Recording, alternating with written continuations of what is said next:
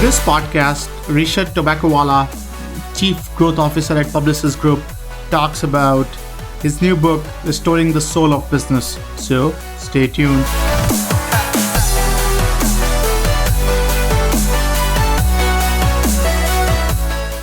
So, welcome everyone to Work 2.0 podcast. Today, we have with us an interesting guest. Very few times, friends, do we got to talk to someone who are thinking on a topic which is very enlightening for an organization. And I think this topic is you would have fun with this conversation. So we have with us Rishad Tobaccowala. So let me give a brief bio, and then I would let Rishad pitch in and fill in the void that I'll create shamelessly. Rishad Tobaccowala is the Chief Growth Officer at Publicis Group, an advertising and communication firm with 80,000 employees worldwide, hailed by Time magazine as one of the top 5 marketing innovators and recognized by Business Week as one of the top business leaders. He regularly presents at keynotes at industry conferences, speaks at global organizations such as Kellogg's, IBM, Amazon, Google, and Facebook. With that, Rishad, welcome to the podcast. Thank you, and I'm very happy to be here. Beautiful. So to kick it off, why don't you walk us through your journey? Like what brought you to today morning? Sure. So what brought me to this morning is I grew up in India. I was very interested in writing and in English, but my parents convinced me to go and do a degree in mathematics. And so I did a degree in advanced mathematics from the University of Bombay. And then I came to the University of Chicago for an MBA in finance and marketing. I graduated in 1980, and exactly one company gave me a job because I had no green card. And even in 1980, it was a little bit difficult. And I was only one of 2 Indians in my class that year at the business school at the University of Chicago. And that company basically was Leo Burnett, which was an advertising agency. And I thought I'd stay there for 2 or 3 years, get my green card, and then go get a real job. 37 years later, I'm still in the Leo Burnett building, which is either a testament to loyalty or more likely a testament to unemployability. But I have been in the same place. Though the last time my business card said Leo Burnett was 1994. So for the last 25 years, though I've been working in the Leo Burnett building, I've not been specifically working for the Leo Burnett company. So I joined the advertising agency, spent some years in account service, and then got involved in direct marketing. So they had a Leo Burnett direct marketing group. While doing that, in 1995, I convinced them to create a new group called the Interactive Marketing Group, and then spun that off into a freestanding interactive agency called Giant Step. So that's when my Leo Burnett name disappeared, and I was the president of Giant Step. I then helped Leo Burnett Media become Starcom, which is a freestanding media company. And then that group of companies basically merged with another group of companies and created a company called BCom3, which lasted for about a year before in 2002, the Publicis Group, which is a French holding company, bought us. And then I was part of a company called Publicis Media and helped work with management to build a case that we needed to be more digital. And so we bought companies like Digitas and Razorfish, and we created a unit called Viveki. And over time, I moved up to the Publicis Group level, first as the chief strategist, then as the chief growth officer. Helped and worked with management to build a case for buying companies like Sapient and Epsilon. So the Leo Burnett company that I joined in 1982 had about 1,200 employees worldwide. Today I work for a company which has 80,000 employees worldwide. The Leo Burnett company, there are 1,200 employees, about 800 of them were in the United States, 400 were outside, mostly in Europe. Publicis Group with its 80,000 employees, the largest number are in the United States, and the second largest, which is over 15,000, are in India.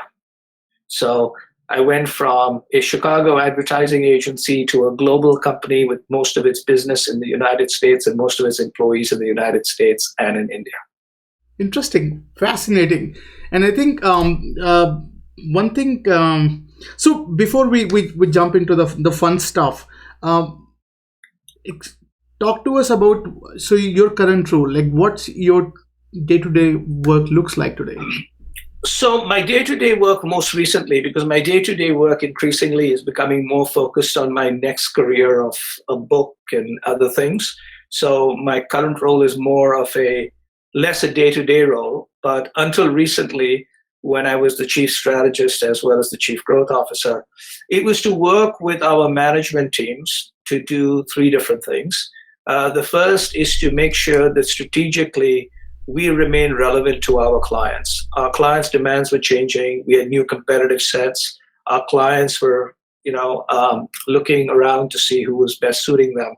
And so built the case that we needed to be more digital, more sort of technology able, more data able, which is one of the reasons why we bought the companies we did.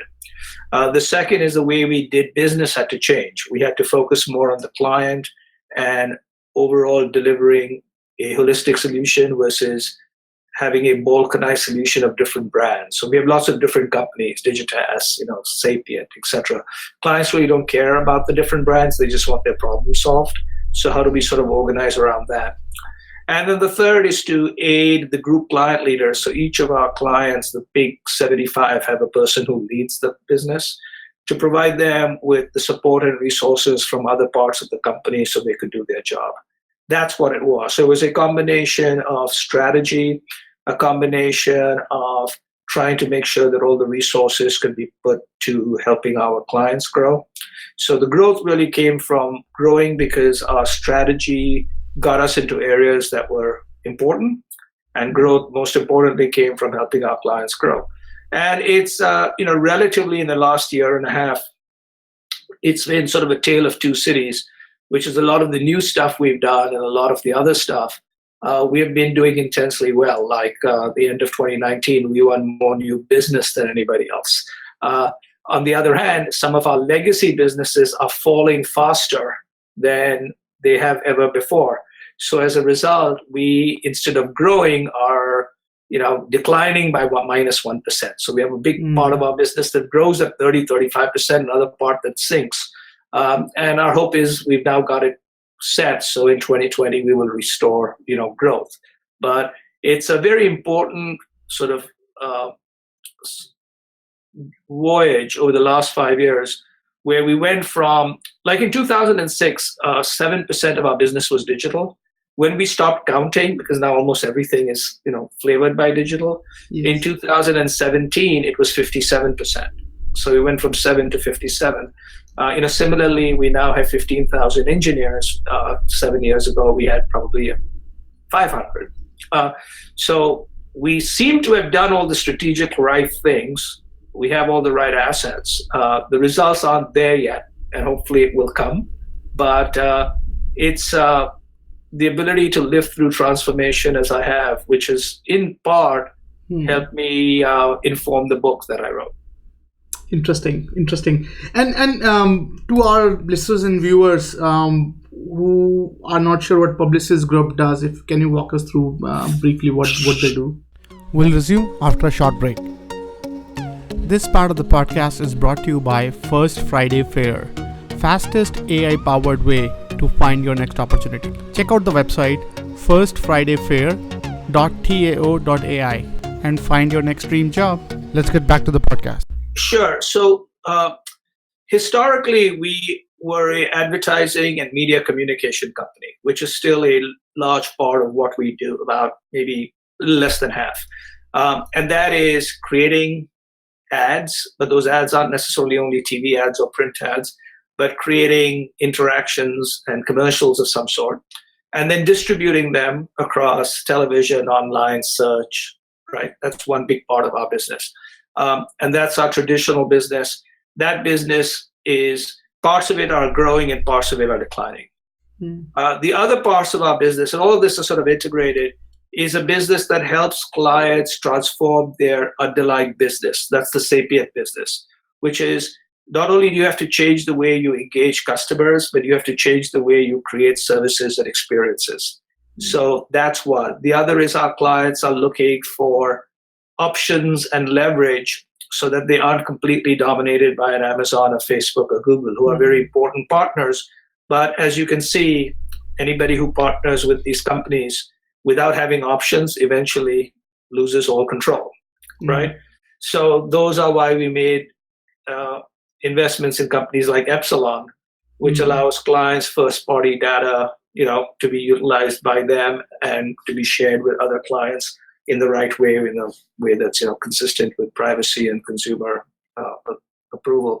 So basically, we now call ourselves, from being an advertising and communication company, which is our historical, to being a marketing and business transformation company, which is how do you rethink your marketing and how do you rethink your business. So we are aware there are three intersections: the intersection of marketing communication, the integration of technology services around marketing, and the integration of strategy.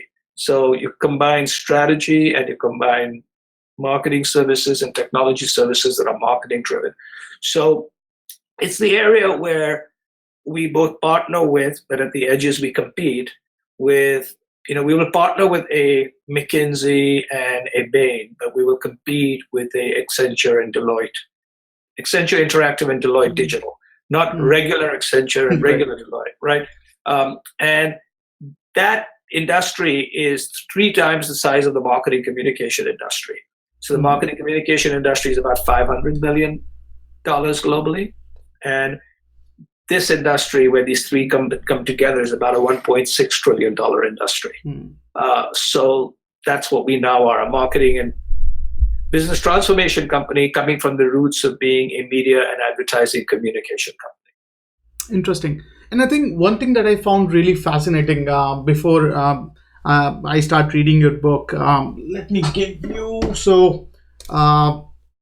I think this is a fascinating book, by the way. So we'll talk about it. Sure. So one thing that I found really fascinating about this book.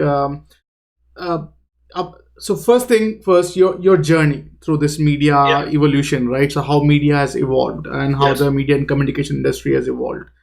Could you or would you walk us through some of the transformational changes that you, because I think media has always been in the forefront of data. So whether you call it focus group in the past, whether you call it sort of one-on-one, a lot of interviews and focus groups, and now a lot of data is feeding, whether you call it interacting with Nielsen data and figuring out the consumer demand and acting on it.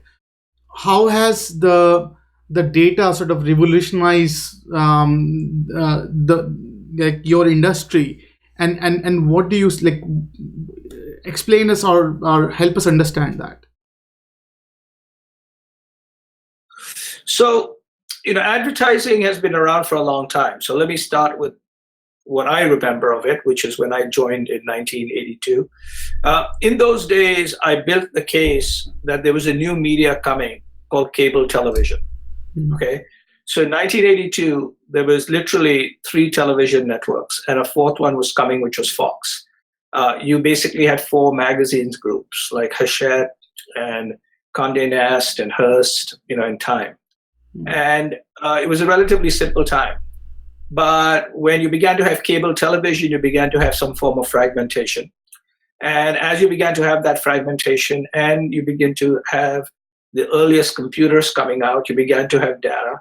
And so the media companies now had to actually figure out a little bit more about who their audiences were and where they had to place their money, because it was no longer placing it in one of 4 places. It was placing it in one of 30 places or 40 places.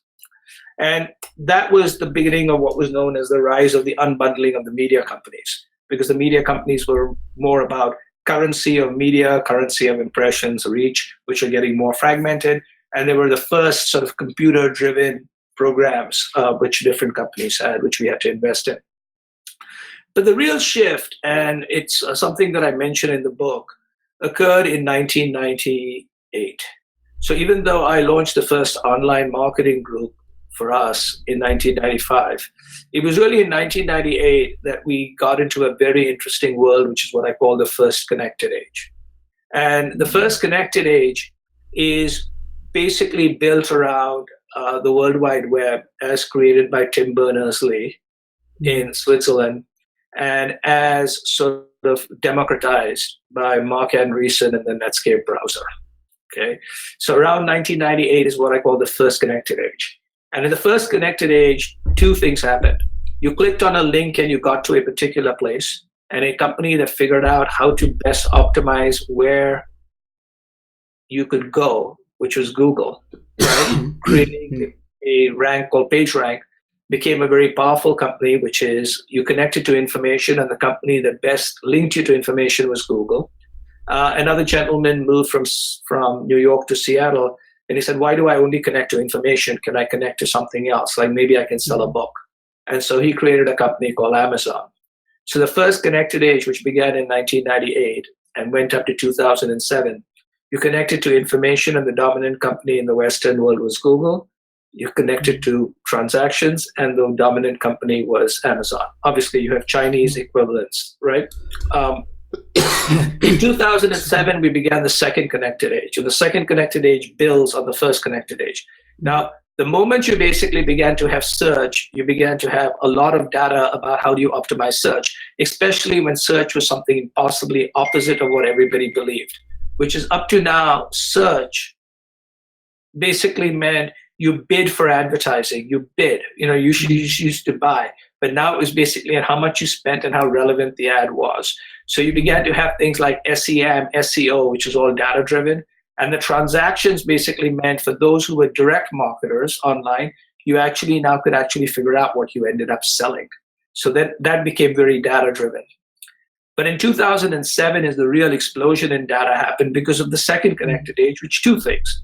One is because of around 2007 is when Facebook went from .edu to .com. Twitter was launched and LinkedIn was launched all around 2007, the 2006-2008 period. We were now connected to everybody. At the same time, in 2007, you had the smartphone. And so now we were connected all the time. And when we were connected all the time and connected to everybody, the amount of data exploded. Because in effect, you had continuous connections and connections with massive graphs. And the company that dominated that was Apple and Facebook. So that was the second connected age. And that gave birth to massive amounts of data. And companies that were very powerful, in fact, when I gave a talk in early 2019, the 5 most valuable companies in America, 4 of the 5 were driven by data. Amazon, Google, Facebook, and to a certain extent, Microsoft and Apple, which were the other 2, right? Microsoft having big, and Apple not freely sharing the data, but obviously having a lot of data, on their phones, etc. And now we've entered the third connected age, which began in 2017. And that has 4 new forms of connections. And this all builds on each other. So the first connected age is connect to information and connect to transactions, still important. Connected all the time and connected to everybody, still important. But now there are 4 new forms of connection. The first one is data connecting to data, which is the simple way that I try to explain machine learning to people, right? Which is data writing software. And so that's number one. Things connecting to things, which is the Internet of Things. Much faster ways of connecting, which are coming by 2021, 2022, which is 5G. Which is 100 times faster than current. And fourth is new ways of connecting, of which voice is the first interface, and maybe AR and VR, maybe other interfaces. And so, CES, which launched today, if you read some of the early press, a lot of the key things is about how Amazon Alexa is everywhere, Amazon Fire is everywhere, the Fire Stick. So in effect, what you now basically have is this amazing age where if you look at like an Alexa, right, it's in, or an Echo, it's all of these things together. It's basically a machine learning. That's what runs this. It's Internet of Things, which is an Echo, is an Internet of Things with Echo Dot. It's a new interface, which is voice. And eventually it'll become smaller and all over the place because of 5G and other forms of connection. And that will give birth to a whole bunch of data. And in fact, now companies that have data, and the reason why there is such a massive valuation for these companies is they've collected such amazing data. And in many ways, 2 things really define machine learning, the quantity and the quality of data. These people clearly have quantity, and to a certain extent, they may have quality. We'll resume after a short break. This part of the podcast is brought to you by First Friday Fair, fastest AI powered way to find your next opportunity. Check out the website firstfridayfair.tao.ai and find your next dream job. Let's get back to the podcast. Interesting. So, one more thing I'm curious to learn from you. I think so. You represent an industry that's almost at the forefront of this data gap gathering and you utilizing it to understand consumer behavior and all, right? So your industry has seen transformation quite a lot of time, right? Because you want to be in the forefront, you want to be the first guy discovering things and telling the clients what all discovery has happened. So how do you when we talk about culture, when we talk about say companies like GE or IBM's or like very any company that's larger in size, and you are pretty much fit in that bucket as well, it's very difficult to transform, right? It's very difficult to move them to this, okay, now there's a new reality of connected age, now there's new reality of data age.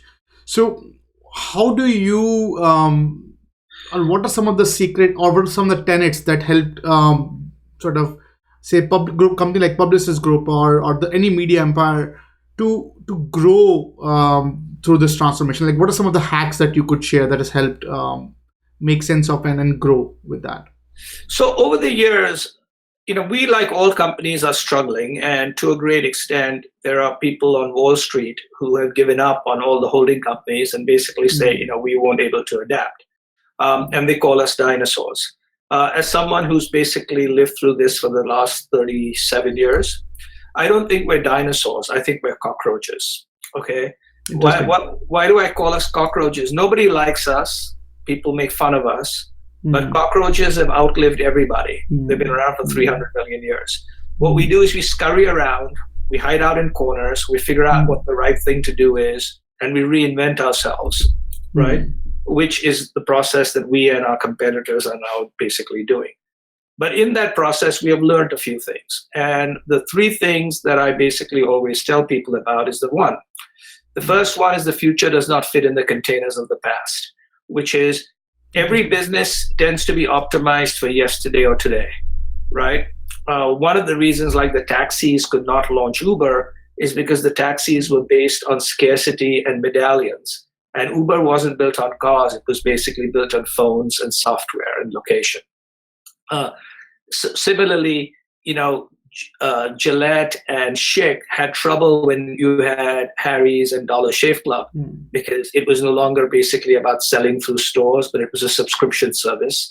It wasn't about having the best product at the highest price. It was basically having a convenient product that worked at a value price.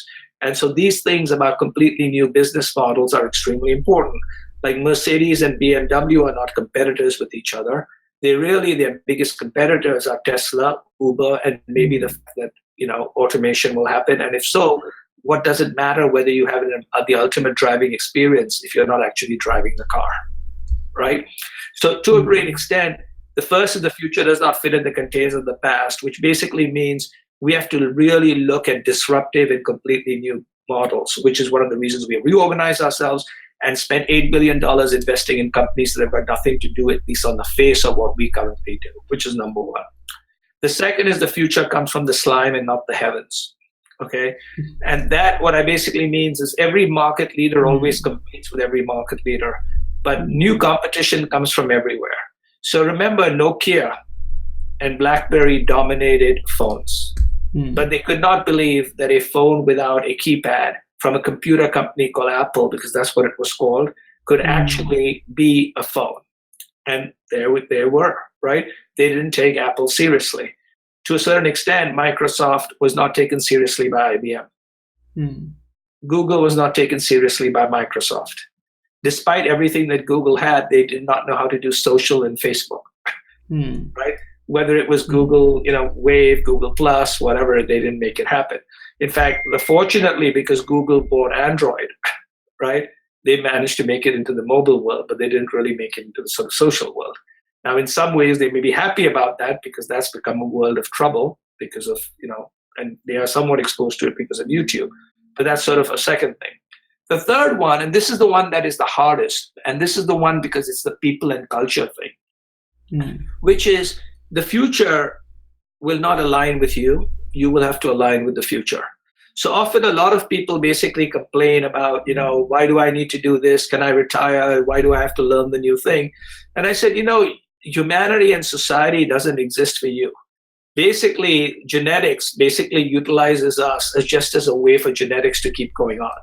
And so the reality of it is, if you don't want to be part of the future doesn't need you. Thank you very much. Right? So how do you actually get people to think about the future? And that requires three key things. It requires constant communication to tell them why. Very, very important. It basically requires incentives, which is if you want people to behave differently, they have to behave differently, right? Which is the second thing. And the third that they often require is training. And the whole idea is if you don't communicate, you don't train, and you don't incentivize, but you just put out press releases and do M&A, you're not going to get to tomorrow.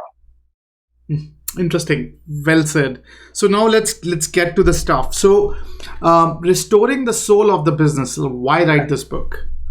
So I wrote this book because over the last 5 years, and as I mentioned earlier, I have an advanced degree in mathematics. I have a degree in finance and marketing from a very quantitative school. So therefore, it can be said that I am not an anti-data or anti-math person, right?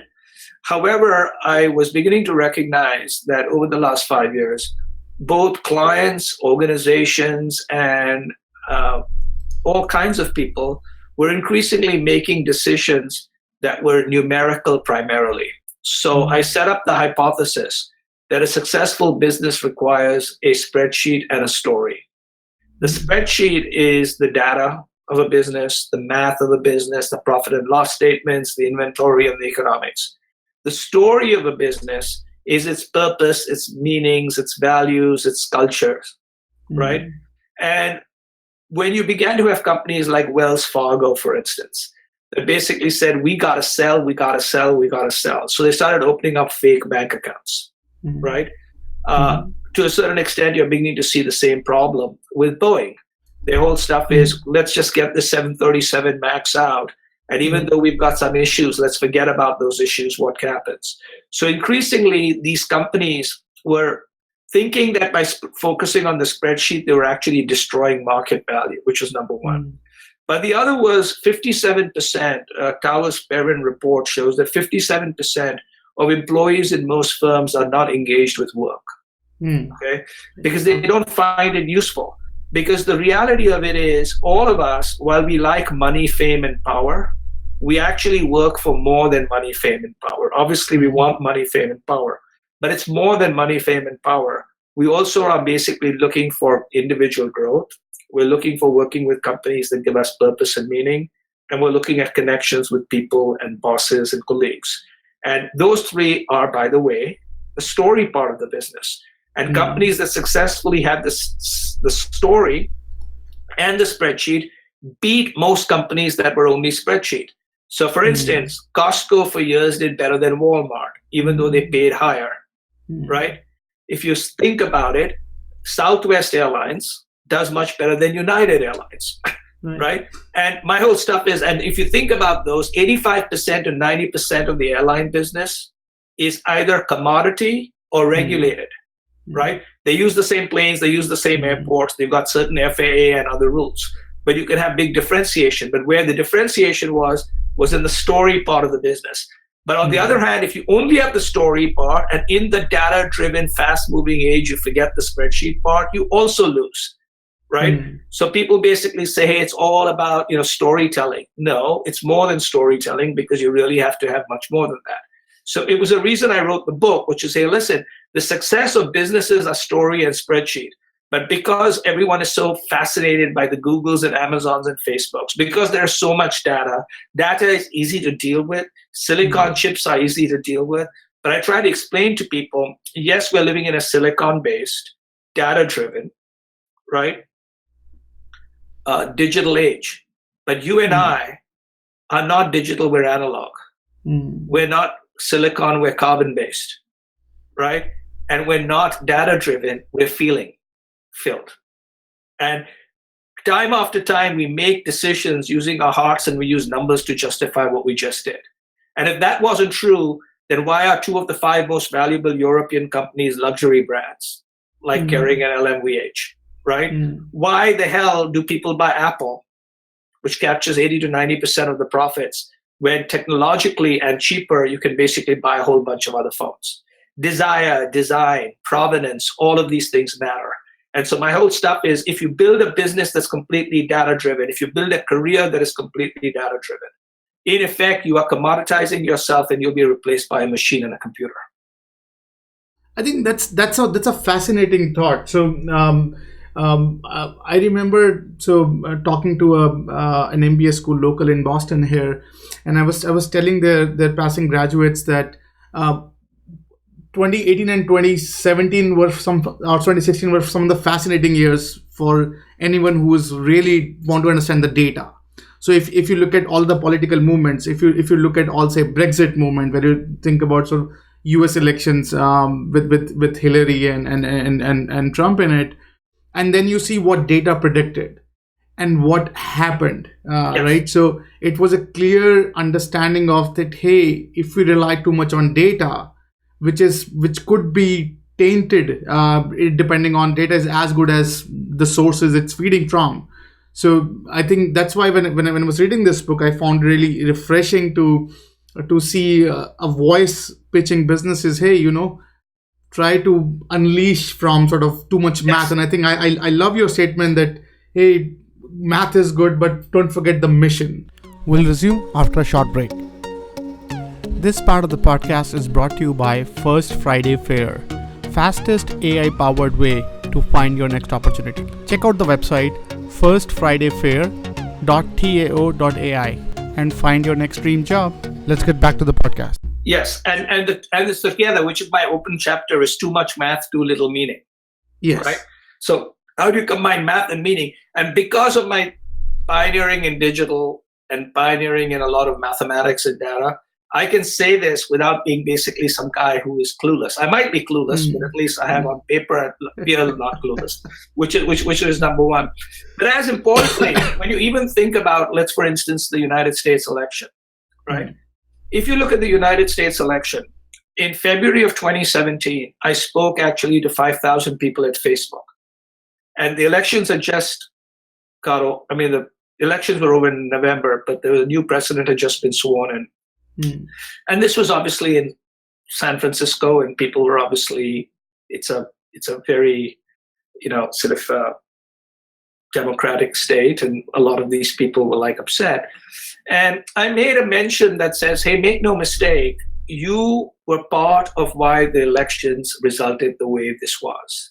Because if you tell me that I can micro-target to sell toothpaste, I can micro-target to do all kinds of amazing things like suppress voting, right? Wow. And in effect, what tends to basically happen, the way the Trump campaign, with Facebook's help, they had Facebook people sitting in the Trump campaign, which unfortunately Hillary did not have, not because they weren't available, but she did not ask, right?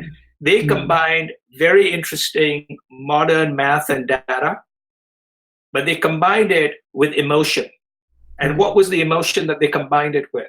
They combined it with a certain amount of emotion where people do not like people who are not like them, as they were losing jobs and they were beginning to have to blame somebody. So they basically blamed people like you and me because we look different. Okay? And that underlying emotion, that people have these emotions and they make decisions on these emotions, even though it's not rational, because in effect, the number of immigrants coming in are not coming in from Mexico. They're coming in from Central America through Mexico. But the largest number of immigrants are really coming in on an airplane from India and China and other places. You can't build a 32,000-foot wall. But who wants to have all of that? There's this emotional resonance that you can basically go into. And we have that. And so they combine data with emotional understanding, right? And that's what I keep telling people. You have to combine the two. Yes, in that particular case, depending on what your political affiliation is for good or bad outcome. But that's the way to do things, right? And in effect, that is what we sort of constantly remind people. It's combining the two versus just the data. Or just the story. So the story of having the first woman president without any of the data-driven understanding of what was going on didn't get the first woman president elected. I think that's a beautiful point. So so what is the result? Like, how do you stay human in the age of data? Like, what are some of the recommendations that you sort of are providing to help us understand that? So the first, the way the book is set up is I set up 3 challenges we all have. The first one, I basically say too much math, too little meaning, and why we now have given ourselves into data and why we have to watch for that, because data is going to become more and more impactful in the future. The second is what I call the darker side of brighter screens, which is in a distributed workforce, not only that you and I are looking at, user interfaces and screens, but when you begin to have things like hot desking and WeWork and a whole bunch of other places, how do you manage people? How do you manage cultures when everybody is in a world of screens, right? The good news about that is you and I can have this podcast. The good news is people who have to look after families and aging parents can work. You can basically have people from other countries. So there's a lot of amazing opportunities that distributed, flexible, technology-mediated workplaces afford, and I believe in those. But at the same stage, how do you create teams when, for instance, when people are sitting with everyone got a headphone because they don't want to actually listen to anybody else because they're working in open spaces? So, and then the third one is, how do you create a purpose and meaning at work? Because in effect, if we spend a majority of our work and people are getting disenfranchised, how does that work? So the 3 challenges is too much math, managing a culture of screens, and trying to find purpose and meaning, which is more than just how do I get a job, right? So those are the challenges we currently have. And then what I then provide are 7 ideas that have worked. And they have worked because I did a lot of research and study for this book. So it wasn't just what I observed in 40 years across hundreds of companies around the world. It wasn't what I myself experienced, because those 2 might have been interesting, but are not interesting enough. Okay. It was also, I did months of study. I actually took 50% of my time off for a year just to study for this book. So I studied a lot. And so I began to come up with these 7 things that seem to be the way forward. And some combination of these 7 based on a person's particular preference is the right thing. So these are what they are. So one is, I simply basically say the turd on the table. How do you tell truth to power, right? Which is, our ability to speak freely is extremely important. As I tell people, diverse faces are not the same as diverse voices. Right? Getting people who look differently but not letting them express themselves is not exactly diversity. Right? You need diverse faces, that's necessary, but you also need to have an environment. So that's number 1.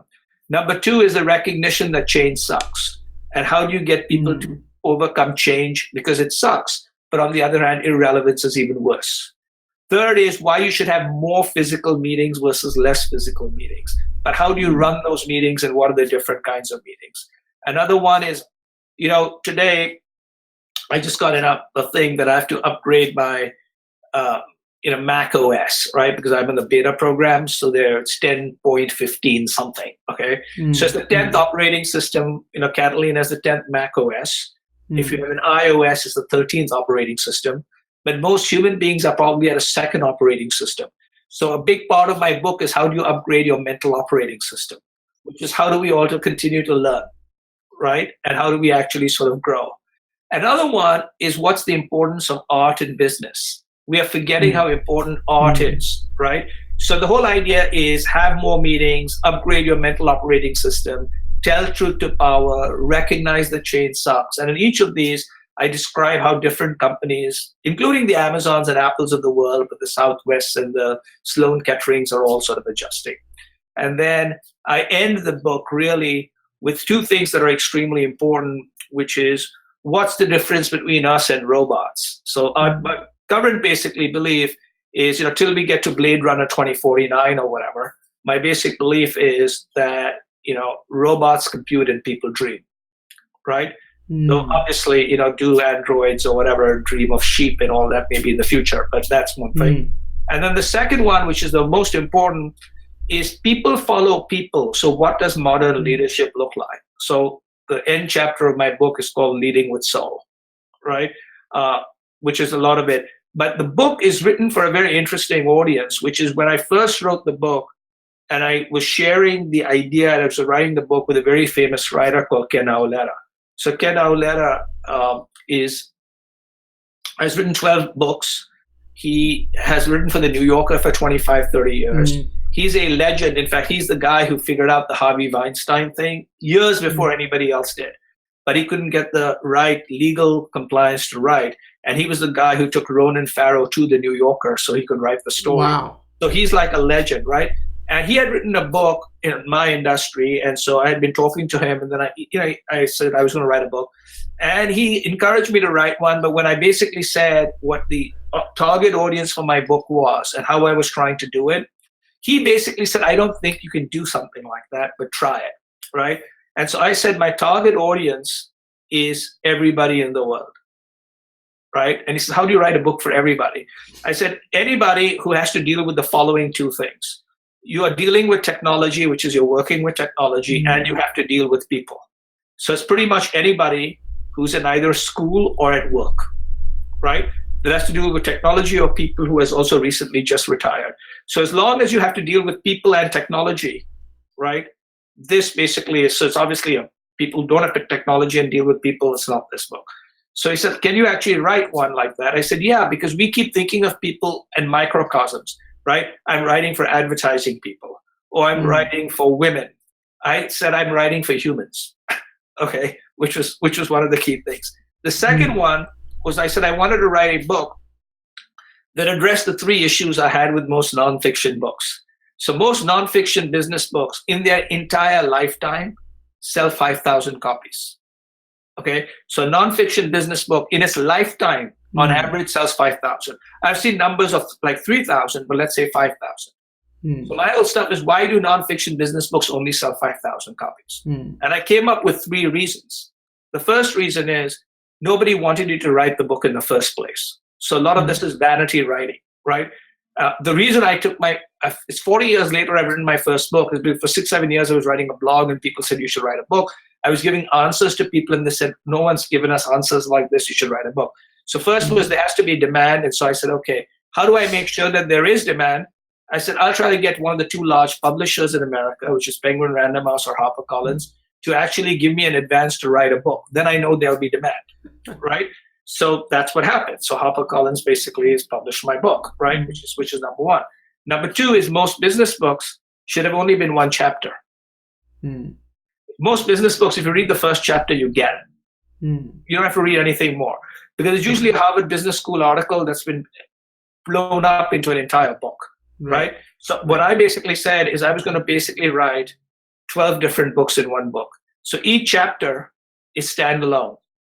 It's instead of being a CD with one good song, it's a Spotify playlist, okay, with a theme, and the theme is the story and the spreadsheet. But how does the story and spreadsheet acquire to data? How does it acquire to culture? How does it acquire to this thing? And you can read any chapter in any order because we're in the modern age. That was the second one. And third is I was going to write most business books, because it takes time to come out in a business book, are filled with outdated case studies that are either irrelevant or outdated, to puff up the book, and they're irrelevant and outdated. So I wrote an entire book without any graphs, without any charts, and without any case studies, right? A nonfiction business book without any of that. And so after I wrote it, I sent it to Ken Aulera, right? And said, hey, what do you think? And he was very good in that he basically said, I like it. So I said, good, I hope it wasn't bad. He says, it's more than I like it. He says, you don't know what you just pulled off, right? He said, I've got some thoughts on how to improve it. So I flew to New York, spent 2-3 hours with him, and he gave me some guidance. I also did a lot of other things, like I gave the book to 24 people, 12 men and 12 women, and got guidance. I was using like a piece of software. So it was like a minimum viable book, which I was improving, right? And then when the book was done, Ken Aulera decided to write the foreword, okay? And he's written the foreword, and if you read the foreword, he ends the book, right? Or ends the foreword just at 1.5 pages. he basically says, hey, this is not a book about advertising and marketing. This is a business book. And it's very much like In Search of Excellence, a very famous book, right? But he says it's more than a business book. It's like a book of wisdom, like Thinking Fast and Slow, right? But also it's fun and easy to read. So to have a major author that basically says, well-established author with a great bit of credibility, that basically says this is a book that has traces of In Search of Excellence, which is an amazing book, or Thinking Fast and Slow, which is another amazing book, and is easy to read, is what I think I eventually did, which is why I'm proud of it. Now, hopefully it'll sell more than a copy, which is sort of good. And the good news is that we have already in pre-order sold 5,000 copies. No, I think so. So I do have one brief critique about this book. Yeah. And I think you beautifully captured that. So I find it that it could have been thicker. Like Yes. it could have. So you rightly pointed out that it has a lot of good meat in it. Yes. And it could use some more diving into, because these are very, very critical soul searching questions for many Yes. for leaders. So Exactly. And so what happens is, the one way to think about it, I may have written the opening chapter to my 12 next books.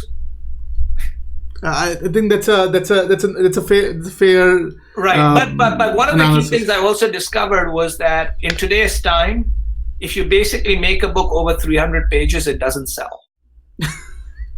So I did a lot of research. So thinking about data, I used a lot of data about books on how to write a book. Interesting. So beautifully put. So you talked about mental operating system. Like what is that? So the mental operating system goes something like this, which is, we're living in a world where what differentiates you and me from a monkey is not our stomachs, but our brains. Okay. So the monkey and us have 98% or so of our genetic code is the same. Okay. So what makes us different? What makes us different is our ancestors discovered fire. Because they discovered fire, they could cook food. Because they could cook food, they use less energy to digest food. That energy went to build the brain, right? Increasingly, if you look around today in American society, you find two fixations. And they're two rightful fixations, but they're two fixations. One fixation is on exercise and keeping fit, and the other one is on what we eat and keeping healthy. So we are thinking about what goes into our stomach and how we move our bodies. But what separates from our monkeys is not our bodies and our stomachs, it's our brains. So my whole stuff is, it's very important to have a physical operating system upgraded so we live. But what differentiates us and what makes life worthwhile is a mental operating system. But we aren't spending enough time figuring out what goes in our mind and how we exercise it. So my whole stuff is, and that's one of the reasons why we feel adrift with change, because the world changes around us. Machines are learning more. Different societies are learning more. And we are not upgrading our own operating systems. And so I talk about how are different ways to upgrade operating systems, because my basic belief is the only way a company transforms is by actually upgrading its people, right? So it's either you upgrade people by training people or you bring in new people. But there's no other way a company upgrades. It isn't by building new factories and other kinds of ways. It's basically through people. But what makes people different is basically the mental operating system. So unless you upgrade the mental operating system and mental abilities of the people, you can't actually adapt to change and transformation. And how do you do that? And so some of the tricks I basically give are things that I've learned over the years on how to keep growing. Because people would sort of ask me, remember, I worked at the same company for 37 years, right? When I first started work, the IBM PC had just come out and was a rare thing. Okay. It was 4 years later that the first Mac came out, which was 1984. So I worked in a world where there was no Excel spreadsheet. There was not really, there were middle-sized computers like from DEC and others. There were no mini computers. There were no phones. There were no Facebook. There was no search. There was none of that, right? But over the years, I came to lead a lot of those efforts without ever having any knowledge, any training, anything when I first came to the world. But over the years, I learned these things. How did we learn? So these are all the things I basically figured that out. And of course, I studied how other people were learning. And there are 3 or 4 things that I tell people. So the first one is, unless you invest 1 hour a day in learning new things, you are going to fall behind. Okay, so I get up every morning, like I did today, at 4:30 in the morning, and from 4:30 to 6 every day I study. Now, for me, it takes 90 minutes because I'm slower than most people, but I encourage people for an hour, which is one. And I'm not saying you have to do 4:30 in the morning, but put a 7 hours aside a week, right, to learn, because otherwise you won't. And what do you learn? It could basically be simple, right? So I look behind you and I look at those books and I say, hey, you know what? I've read all of them, right, excepting Team of Teams. So maybe I should read Team of Teams, right? So it could be as simple as that. It could be you say something and I say, I have no clue what the hell they were saying, right? But you have to put time to learn. That's number 1. Number 2 is to keep your mind active. Try to do one new thing every day. Okay? And that could be going to a new restaurant, walking home in a different direction. Try to do one new thing. Because just like in travel, when you fall out of your itinerary, you pay attention. Otherwise, we are robots. We like automating things. The third, and this is the most important and the most difficult, is build a case for the exact opposite of what you believe. Okay? So, for instance, I have built a very strong case as to why I believe, for instance, our current president is the best president in our history. Okay? And I can convince you of that pretty well. And just to let you know, because of my own background, I don't like him particularly. Okay? But in effect, my whole stuff is 37% of America loves him. They can't be wrong. There has to be something right. So what I don't do is I try to see your other point of view. And in today's world, where we basically have, what do we have as the 3 big issues? We have polarization, lack of trust, and inequality, right? So to build a case for the opposite, I can now talk to you. If I can talk to you and engage with you, maybe we can have a conversation. Beautifully said, yes. Right? And so what tends to basically happen is, why believe the other person sucks? Maybe you suck. So I go into everything and say, hey, let's look at what the common ground is. But let me first understand where you're coming from versus saying because you're coming from something different, you are bad. So those are some of the things that I basically explain on ways to upgrade your mental operating system, including some of the utilities and things that I use, like how I use podcasts, how I use Evernote, how I use Feedly, right? That there's actually technology that allows you to keep abreast. Like this is the first year that I'm not going to the CES in 6 or 7 years, right? Consumer Electronics Show. But I can tell you without a doubt that I'll know more about the Consumer Electronics Show just because I've got a whole bunch of ways of keeping abreast of it. Now, obviously, I won't have the physical interaction with my colleagues and all of that, but I'll be pretty updated, right? But that's because I've learned how to learn even if I am not there. Interesting. Wow. Well said, and thank you for sharing that. Welcome. So, one more thing that that I was curious to learn about is how could one lead with the soul? So, very important. So, there are 2 insights that I've had over the years, and the first insight is that people don't follow titles; they follow people. Okay, so you could say I'm the president of this, or I'm the chief of that, or I'm the leader of this. And people will follow only to a certain point, and they follow because you have the authority to fire them and to give them raises. But they're not emotionally following you. They will do what's necessary, right? But people actually follow people because they stuff, I believe in you, I trust you, I think you have my better, I admire you. So that people follow people, right? So that's number 1. The second insight is each of us have in us the ability to be a good or a bad leader. So what I don't do is I don't say there are good leaders and there are bad leaders. I believe all of us have in us the ability to be a good or bad leader. But the good leaders tend to be good most of the time, and the bad leaders tend to be bad quite a bit of the time. And so what I say in Leading with Soul is, what are some of the things that people are looking for in leaders? And successful leaders have 5 qualities.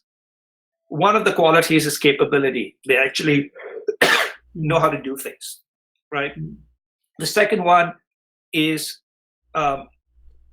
integrity, which is you got to trust them. The third one is humility. The fourth one is empathy. They can understand. And the fifth one is vulnerability, that they can also say, like, I don't know what the hell's going on. So those are what I call it. And so those are what good bosses have. So can you try to have those? But we also be aware of what bad bosses are. And all of us on a bad day can be a bad boss. And bad bosses have 4 characteristics. And these are different bosses may have one of these particularly. So one is called the narcissist, right? Which is it's I, me, mine. It's all about me. Who the hell cares about you? The second one is the micromanaging fiddler, right? They come and they have to deal with everything because unless they manipulate the final thing, nothing happens. The third is what I call the Oscar contender. So the Oscar contender is someone who slams doors or sighs or keeps quiet or yells, right? They want to win an Oscar, but they have turned out at work. And the last one is the double-crossing assassin, okay, which you're aware of. So I figured out bad bosses are one of those 4. Good bosses are these, aware of those things, and then focus on how to be a good versus bad boss, how to deal with bad bosses. And if you can't change a bad boss, how you should actually leave the company or get to a different assignment. Because bad bosses, like bad apples, will eventually corrode you. So I've seen very talented people who have become corroded, right? Corrupted by bad bosses. And so that's what I talk about leading with soul. Interesting. Wow. Beautifully said. Now, one more question regarding how could businesses strike a balance between data and creativity? Like, how do you, or what's your take on that? So I basically believe they're 2 sides of the very same thing. So let me explain to you. So I've always believed that successful companies tend to have the following things, okay? You will not see a successful company which does not have a strong balance sheet. That happens to be a data-driven thing, right? If you do not have a strong balance sheet, sooner or later, right, your vision will be seen as a delusion. So the SoftBank Vision Fund increasingly looks to me like a SoftBank Delusion Fund, right? WeWork had no fundamentals. The balance sheet was crap and it caught up. I think Uber, right, their stock will continue to fall. Their balance sheet is crap. So you have to run a balance sheet based business, right? So that's the data part of it, which is one part. Second is successful companies tend to basically have innovative cultures, right? And what is innovation? And for me, innovation is fresh, insightful connections. Fresh because it's new. It's insightful because it's driven by a human need. And it's connecting dots. And who are the best innovators in the world? Artists, creative people, right? Who are the best entrepreneurs in the world? I believe they're artists. Because a painter starts with a blank sheet. A writer starts with a blank sheet. A sculptor basically starts with a stone or whatever it is, some wood, right? So they create and they frame things. They understand how to overcome trouble, right? They see things from different perspectives. And so in effect, strong balance sheet companies, strong is one part, and then the ability to innovate, because innovate also means failure. Your balance sheet can help you offset that. It allows you to try different things. And so my whole basic belief is successful businesses like an Apple, right, or an Amazon, or a Google. I mean, if you think about a list of products that Google has actually closed down, it's 10 times larger than products they've brought to market, right? So those are the key things that successful businesses have those. There is no successful business that isn't story and the spreadsheet. Never, right? And my only problem is now everybody's so much in the spreadsheet that they're forgetting that. And to a great extent, also many businesses that become only spreadsheet businesses eventually die by the spreadsheet because a business is totally driven by numerics. You're beginning to see that to a certain extent, right? There are certain challenges to Amazon, a company I admire greatly. But as I tell people, I love Amazon as a consumer. I'm not so sure as a citizen, right? As a citizen, the impact it's having on society may not be that good. For me, who wants to buy toilet paper or a book, it's amazing. So the whole idea is, at some particular stage, we are human beings, we are citizens, we are mothers and fathers and aunts and uncles and nephews and nieces. We're not just goddamn cows with which you send us messages and then we turn out milk that you can consume. Wow. I think, thank you so much, Rishad. Beautifully said. So now let's spend a few minutes on you. Yes. We're at the tail end of this conversation.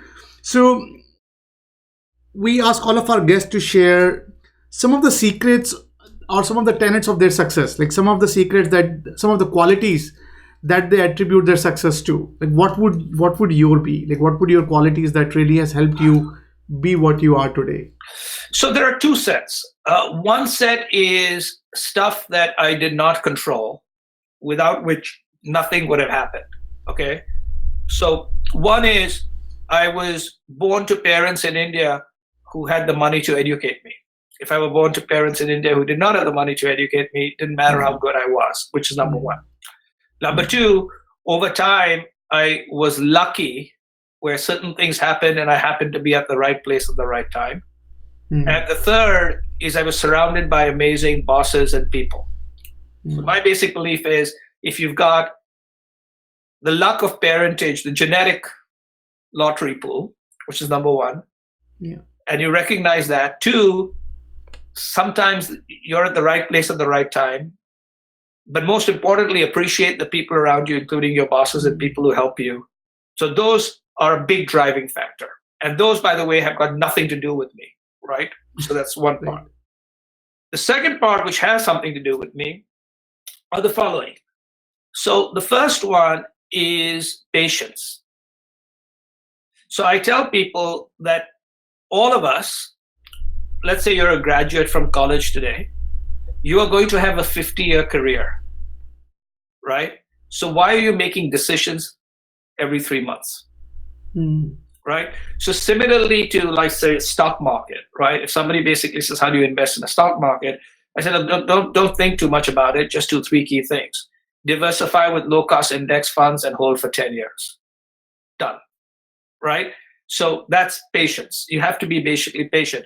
So plan your career in 3 to 5 year stages, and don't plan your career in 3 to 6 month stages. That's number one.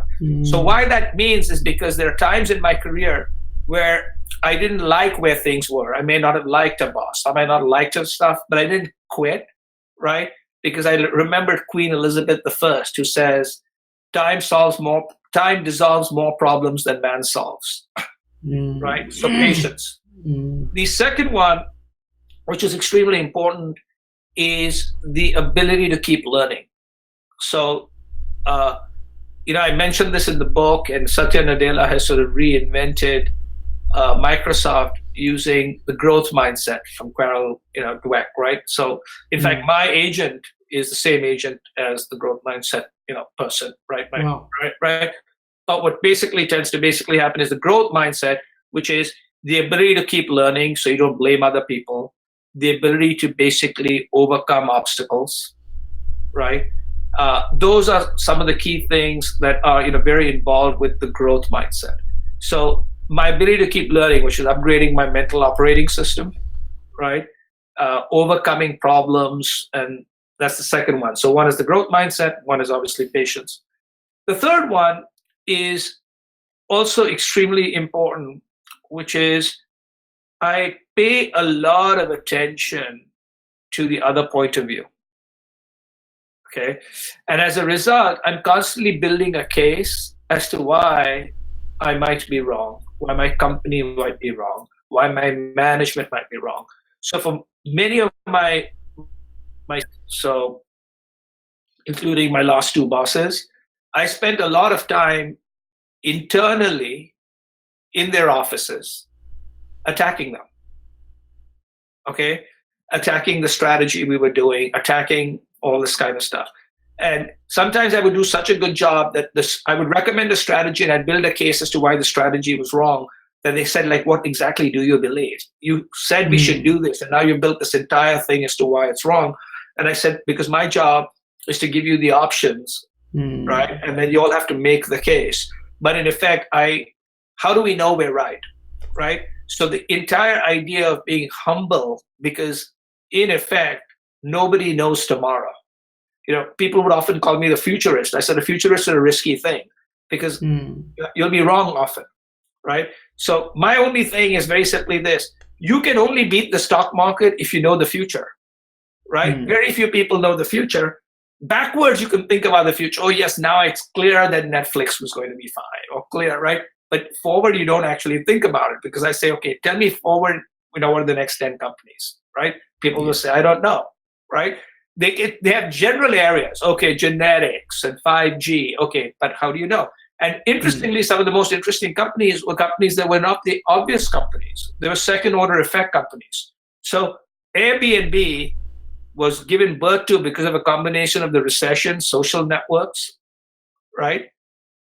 Is why Airbnb came out. If there was no recession and no social networks, there would be no Airbnb. So if I sat there and just thinking about social networks and recession, I wouldn't basically give right of a company where people are basically lending out rooms, right? So those are the key sort of things that I do, which is the growth mindset, the patience, right? And a certain amount of don't take yourself too seriously. Interesting. Thank you for sharing that. And one question we ask all of our guests to talk about is some of their favorite reads, some of the books that really help, they really like to read, or that really help them be what they are. Like what are some of your favorite reads that you could share? So I would separate my favorite reads into 4 sets of books. So I have 4 sets of books. Okay. The first one I strongly recommend to people is to read one of the following 2 books, ideally both. One is called Anna Karenina, and another one is called Madame Bovary, right? And one is by Leo Tolstoy, one is by Gustave Flaubert, and they are 2 of probably the 5 most amazing novels ever written in the world, right? And of course, we'll be reading them in English translation from Russian and French, but they're amazing because in effect, they basically tell you 2 simple things: the power of observation, power of empathy, and the ability to have an understanding how our people are. And by the way, some people may protest that both of these books are written by men about women, but they're amazing books. Okay, so that is sort of, so the idea is literature allows you to understand other points of view. So that's what literature is good for. So that's one. And there's modern literature I'm reading a lot of, but that's and if you don't have time to read those, what I would recommend is there's a book called the Pushcart Prizes. Okay, it's a big fat book that comes out once a year. The 2020 edition has come out, and it is amazing writing and poetry and essays, right, which are off the time. So read those, or read Best American Short Stories, Best American Essays, Best American Travel Writing, which is more modern. So there's an entire idea of what I call writing, right? There's a second group, which I think are fundamentally extremely important, which are modern nonfiction, which gives you sort of points of view. So there's a book by a lady called Gia Tarantino, and the book is called Trick Mirror, right?